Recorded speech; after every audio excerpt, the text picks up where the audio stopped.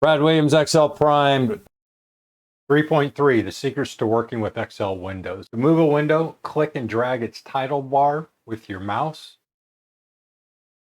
Left click your mouse, move the screen anywhere you want. If you want to resize, grab the right border, move it right, left to resize to your conditions. If you want to move the screen up or down, resize it, just grab any part of the top section of the worksheet and readjust it accordingly. To resize the worksheet, just click far right top in the green section, the square box, click that, and it will resize to its normal position. I will open two new workbooks by hitting Ctrl+N, Ctrl+N, new workbook, Ctrl+N, another new workbook. Note that this is book 2. Note that this is book 1 and our original worksheet.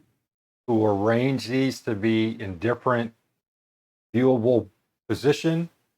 You can hit View, Arrange All, and then you can hit whatever position you want the viewability. Hit Vertical.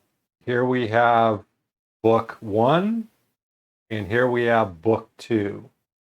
If you want to rearrange these differently, go to View, Arrange All, hit Horizontal, and now you have viewed in a horizontal position. To close out, you need to go to each workbook and close each.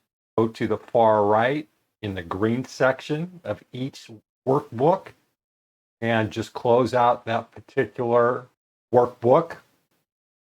If you want to work with two particular workbooks at the same time and resize, just grab the workbook number 2, just resize it by moving the workbook up, go to the original.